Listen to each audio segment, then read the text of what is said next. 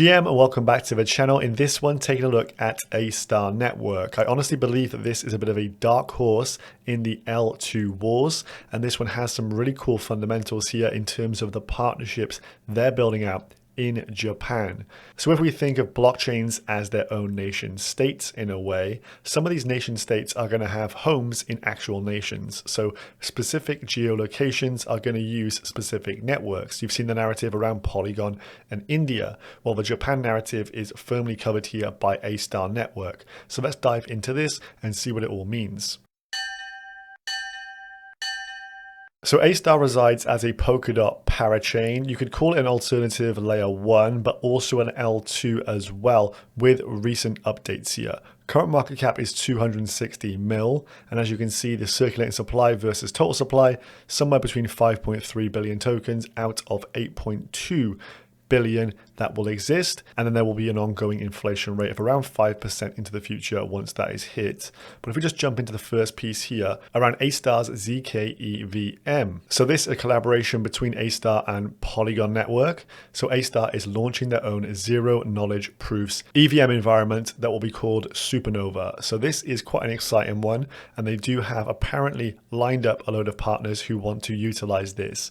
Now this isn't currently launched, but it is launching the testnet in Q4, and with it they state they are going to be helping scale Ethereum as an L2. ZKs are widely renowned as the most effective way to actually scale a network, and through this, what they state within the press release is that they want to have a gateway to connect Polkadot to Ethereum, and they also want to connect to other layer 1s such as Solana in the future as well, and they are actually in collaboration with partners such as Layer 0 and Gelato for this one, and so they are making serious moves to actually garner some real adoption into their L2 environment, and they've got a few things chalked off already. So testnet is currently live. It is called zkEVM. You can currently connect to that and have a play along if you so wish. They do have a partner here in Rarible. Do peep the artwork on this one. Of course, Japan known for its IP around manga and anime. This is a common theme with a lot of the NFT collections on Astar. A lot of manga and anime collections have been born already. So Astar and Rarible minting out the first NFT on their zkEVM testnet, and it states they want to bring Rarible to Japan. That will be through this kind of artwork that is synonymous with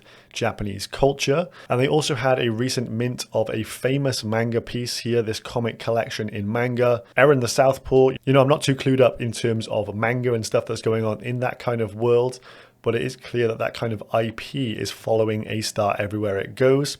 And so that is something to be aware of, because culturally that is obviously huge in Japan. And of course they want to be the main network within Japan. So it makes a lot of sense we're going to see these Japanese crossovers of culture onto their network. So the CEO of Astar is Sota Watanabe. He said the following: "I am biased, of course, but I am also bullish on Japan." Now this guy comes across as a true patriot of Japan, to be honest with you. And he says NTT, which is a huge telecoms provider in Japan, has a $4 billion Web3 budget. And as far as he knows, that is one of the biggest budgets in the world for Web3 adoption.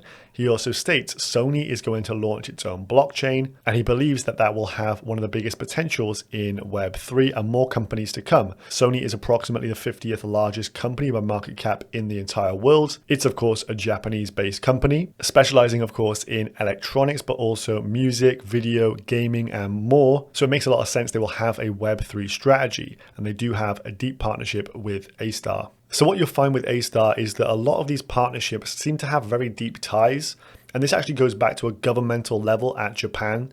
So as I say, you want your blockchain to be widely used, and you want it to be adopted at least by someone in a very meaningful way. Now think of the throughput if you get something to do with the Japanese population on the actual network itself, maybe some digital identification, maybe even CBDCs. All of these things have been talked about by Sota of Astar in connection with the Japanese people. So this from Japan's Prime Minister Fumio Kishida. He states the country has plans to improve the environment for Web3 when it comes to using tokens and revitalizing the content industry. So imagine your prime minister of your country is actually bullish on crypto and saying, yep, let's open up the floodgates.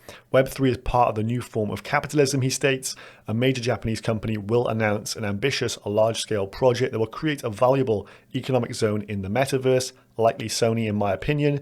Those unfamiliar with the industry should take an inclusive stance, says the Prime Minister. So that is pretty damn interesting. They clearly have a Web3 strategy. But why is that? How does this cut even deeper? So this was an interview with Kitco that Sota did, and the quote is, Japan used to be #1 in terms of cars, electronic goods, and let's say 30 years ago that was all happening. A lot of Japanese companies rank towards the top in terms of valuations, but right now the biggest company is Toyota, ranking near 50th. We completely missed Web3, he states, and that's why our economy is not growing. This, of course, is a pain point in Japan, slow economic growth, and a very much aging population. So there is clearly an identification here that Web3 is the major opportunity for Japan, and it seems that the government also get this, which is super bullish. He says Web3 is the new opportunity, and the government, would like to invest a lot of money and resources into Web3 because if they miss it, we're probably going to see another 20 losing years. A rather deep and damning statement there. So you can see that the Japanese government is endorsing Sota and Astar, and he says even if they can't directly endorse us or our platform or officially push us, this is the reason why they created Astar. And in here he's got a quote saying, we want to make Astar a star in Japan. He also states in here, we would like to attract big projects from Ethereum and Solana onto Astar, mainly through the zkEVM. And also there is a touch here on the Japanese CBDC, and that they will be ready to launch it when the time comes. So it seems they truly have their feet under the table when it comes to the bigwigs in Japan. So the government are actually backing this actual alternative layer 1 blockchain. And there are deep ties here in terms of Japan socially. So here we have Hakudo, Japan's second largest advertising agency, has partnered with Astar to penetrate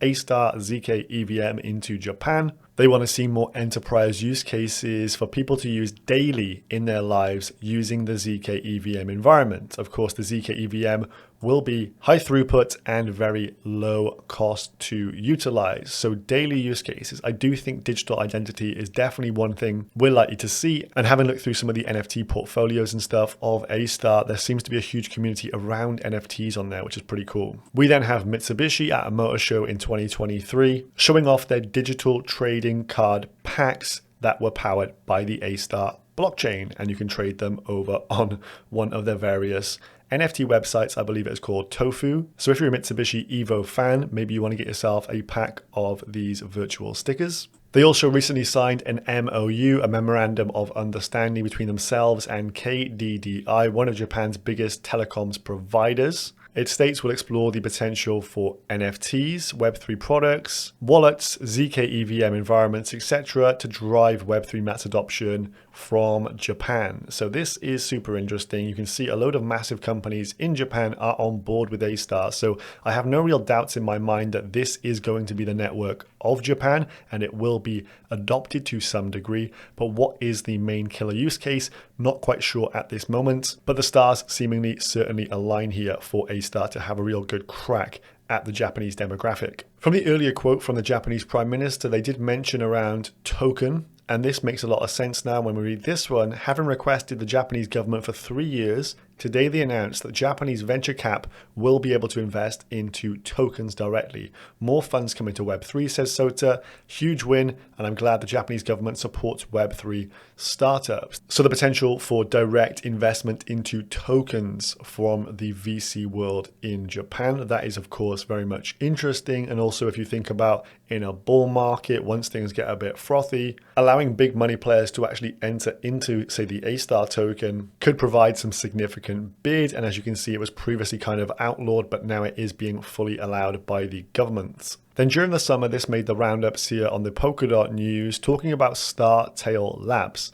Now, Startail Labs is essentially the consensus, but of Astar Network. So consensus for Ethereum, Startail Labs for Astar. The CEO of Startail is also the CEO of Astar, Sota Wanatabe. And here is where the ties with Sony, one of the biggest companies in the world, comes in with Astar here. So they recently invested 3.5 mil into Startail Labs. Seemingly, they must have been impressed with the earlier dealings they had with Astar this year. So this was from February of this year, Sony teams up with Astar Network for a Web3 incubation program, where I believe they spent large six-figure sums on incubating some new projects. This seemed to last for around 3 months, and this was the final incubation round number 4. And just to get an idea of some of the kind of projects that have been incubated, these were the 4 winners. The first one is called DSOL, all around soul-bound NFTs, and it says there's a lack of efficient credential and ID management systems that effectively connect Web3 from the real world.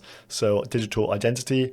Cosmize, a virtual social platform. You can talk to friends and participate in events. So a kind of SocialFi and metaverse all in one. SkyArk, a mission to create interoperable NFTs and metaverses. And then finally, Lemonade, a social Web3 platform for creators and brands. Aligns a lot with some of the earlier statements we've looked at here and some of the bigger narratives moving around Web3 right now, mainly around SocialFi. So deep connections with the Japanese government, deep connections with Sony, and also a connection here with Toyota to experiment with blockchain use cases by sponsoring Astar Network's hackathon. This was February of 2023 as well. They invested roughly 100,000 US into a hackathon event to make increases in their business efficiency. So I would say it looks like Japan and the Japanese businesses and hierarchy more broadly are seemingly bullish on Astar Network. So this gets me quite bullish, and the fact that here in the Western world we don't really hear too much about this, but I do believe it's causing more of a bigger stir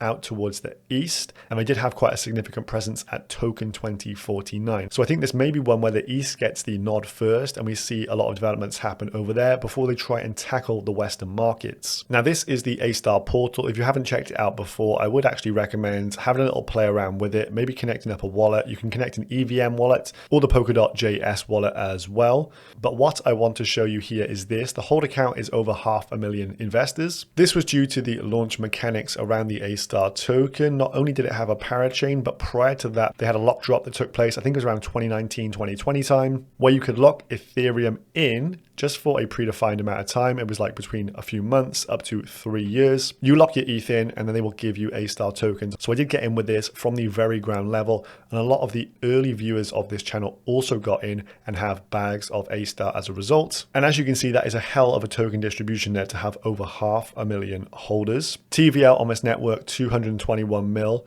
In terms of the EVM environment down there, 44 mil on EVM, token price around 5 cents. And they have something called DApp staking. You can actually stake your tokens directly to a specific DApp. The staking rate is around 10%. If we just go over to DApp staking here, over 3.5 billion of these circulating tokens are staked with various dApps. The APY is 10%, so it does make sense to have at least some of your tokens staking with this. I don't really expect that we see the kind of market blow off top until at least 12 months out from now, so you could probably still scoop up an extra percentage on there, so I am staking tokens with this. In terms of token vesting, there are some tokens still to hit the markets, although the parachain slot 1 has been complete now, so the majority of tokens that were coming to the market have now hit. But from January of next year, there is continued slow release to early financial participants and also team tokens coming online. So there will still be a drip feed of continued tokens. January 2024 for 3 years they will vest over. So this is the current chart. Now, as you can see, this dates back to early 2022. So the token released in January of 2022, i.e. this has only been born in a bear market,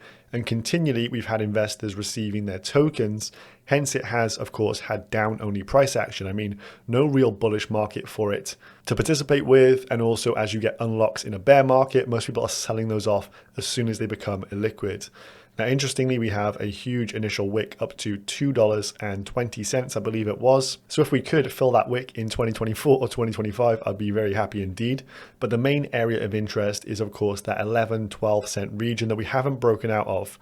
So that was broken into around March, April of 2022, spent over 500 days in this period here of pretty much down and sideways between around 3 cents and 5 cents for the majority of its lifetime. I think above this region here, if we do crack above it, we will see a bit more of an enjoyable ride as compared to the previous price action all the way around here. But for an alternative layer 1 or an L2 scaling solution as it's merging in towards, market cap of $250 million is pretty much chump change. And with some of the potential narratives around this one, I do think it cracks multiples of billions in the bull market. It seems to be an under-allocated towards position, especially in social circles for myself on Twitter, etc.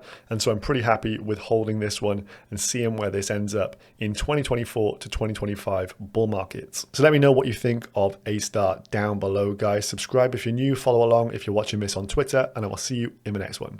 Peace.